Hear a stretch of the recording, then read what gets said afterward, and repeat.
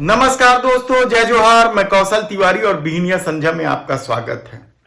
कौन कहता है कि देश के प्रधानमंत्री के ऐलान का असर नहीं होता है? कितने ही बार इस देश के लोगों ने देखा है और देश के प्रधानमंत्री के ऐलान के अनुसार काम भी किया है। शास्त्री जी ने जब उपवास रखने की बात कही तो इस देश के कितने लोग उपवास रखते थे। पैसा देने की बात कही तो कितने लोग, कितनी महिलाएं अपने जेवर मंगलसूत्र तक देने लगी थी। लेकिन इस बार के प्रधानमंत्री ने ऐलान किया था कि कपड़ों से अपराध की पहचान हो जाती है और उस ऐलान का असर होने लगा है, क्योंकि जैसा बोओगे वैसा काटोगे। यानी बोया पेड़ बबूल का तो आम कहां से होए। और जब यदि देश की सत्ता या देश के प्रधानमंत्री इस तरह के विचार व्यक्त करे तो उसका असर कहीं ना कहीं तो होगा। और अब उसका असर स्कूलों तक जा पहुंचा है। कल मुजफ्फरनगर में जिस तरीके से एक मुस्लिम बच्चे की पिटाई करवाई गई एक शिक्षिका के द्वारा, वह बेहद ही शर्मनाक है। आप बधाई दे सकते हैं देश के प्रधानमंत्री नरेंद्र मोदी को इसके लिए कि उनके ऐलान का असर होने लगा है। लेकिन उस शिक्षिका के खिलाफ कोई कार्रवाई नहीं हो रही है, कहा जाए तो भी गलत नहीं होगा। कहां है योगी आदित्यनाथ का वह बुलडोजर जो अपराधियों के घरों पर पहुंच जाता था, उन घरों को तोड़ देता था।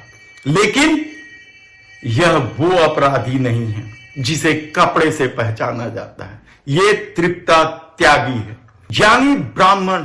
और ब्राह्मण के नाम पर कलंक है, कहा जाए तो भी गलत इसलिए नहीं होगा क्योंकि ब्राह्मण कभी ऐसा कर ही नहीं सकता कि धर्म और जाति के आधार पर किसी की पिटाई करवाए।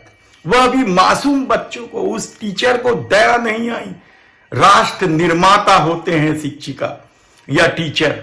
और यह किस तरीके का खेल खेलने लगी थी, वह किस तरीके से उस मासूम बच्चे की पिटाई करवाई दूसरे बच्चों से, और किस तरीके का तेज बनाया जा रहा है कि उस बच्चे के पिता कहता है कि मुझे पुलिस में नहीं जाना है, न्यायालय कोर्ट के चक्कर में नहीं जाना है, क्योंकि वह जानता है या उसका विश्वास टूट चुका है इस दौर में न्याय से। और यही वजह है कि वह चुपचाप खामोश बैठ जाता है। हालांकि उत्तर प्रदेश की पुलिस ने स्वतः संज्ञान लेकर एफआईआर तो दर्ज कर ली है। वहीं शिक्षा विभाग ने इस वीडियो आने के बाद स्कूल को नोटिस दी है। लेकिन स्कूल क्या था? कमरे में चलने वाला स्कूल, जिसकी मान्यता 2022 में भी खत्म हो चुकी थी। उसके बाद भी उस योगी राज में चल रहा था जो प्रशासन सुशासन के दावा करता है।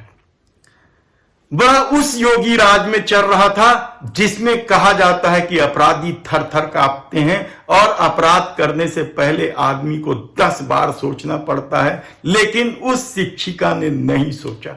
इसलिए शायद नहीं सोचा क्योंकि वो योगी आदित्यनाथ या देश के प्रधानमंत्री नरेंद्र मोदी के ऐलान की तरफ काम कर रहे हैं।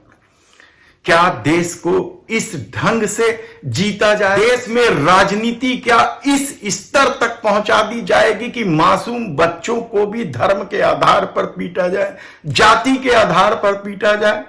सवाल सिर्फ मध्य प्रदेश में आदिवासी युवक के चेहरे पर पेशाब करने का नहीं है, या सवाल उत्तर प्रदेश के किसी क्षेत्र में दलित महिला के साथ दबंगों द्वारा बलात्कार करने बस का नहीं है। यह तो उससे भी बेहद खतरनाक मामला, क्योंकि इस दौर में जिस तरीके से बिल्किस बानो के बलात्कारियों की समय पूर्व रिहाई की गई, मासूम बच्ची के बलात्कारियों को कठुआ में स्वागत किया गया, गौ रक्षा के नाम पर इंस्पेक्टर सुबोध सिंह की हत्या की गई। ऐसे दौर में यदि उस शिक्षिका ने देश के प्रधानमंत्री नरेंद्र मोदी के ऐलान के बाद धर्म के आधार पर बच्चों को सजा दे रही है तो फिर क्या कहा जा सकता है। लेकिन इस दौर में लोगों ने धर्म और राष्ट्रवाद के नाम पर जो पट्टी बांध रखी है, उसे सत्ता की करतूत दिखाई नहीं दे रही कि सत्ता किस तरीके से अपनी राजनीति बचाने के लिए, चुनाव जीतने के लिए किस तरीके से इस देश की समरसता पर आग लगा रही है, किस तरीके से इस देश को विभाजित कर रही है, धर्म के आधार पर भी कर रही है और जाति के आधार पर भी कर रही है, किस तरीके से अपने राजनीतिक फायदे के लिए विपक्ष को बदनाम कर रही है और उन बदनाम नेताओं के भारतीय जनता पार्टी के अनुकूल आ जाने पर बड़े बड़े पदों से नवाज रही है, उसके सामने नतमस्तक। महाराष्ट्र में भी लोगों ने देखा है, असम में भी देखा है।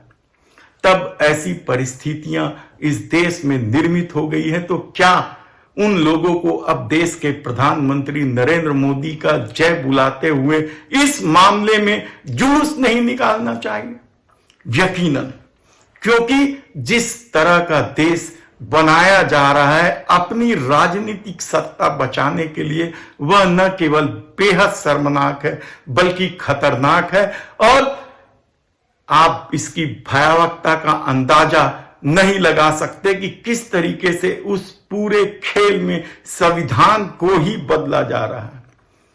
हालांकि न तो इन्हें तिरंगा से मतलब है और न ही संविधान से मतलब है, क्योंकि कुछ लोग भारत माता की जय बोलवाने के नाम पर पिटाई करते हैं, कुछ लोग तिरंगा के नाम पर पिटाई करते हैं। हम आज आपको बता दें कि झंडा या जय देश नहीं होता है, देश होता है वहां के लोगों के, नागरिकों की सुरक्षा से। देश बनता है वहां के सभी तरह के लोगों के विकास से। लेकिन इस दौर में राजनीति साधने के लिए मासूम बच्चों को भी यदि हथियार बनाया जा रहा है तो आप सोचिए कि देश कहां ले जाया जा रहा है। धन्यवाद।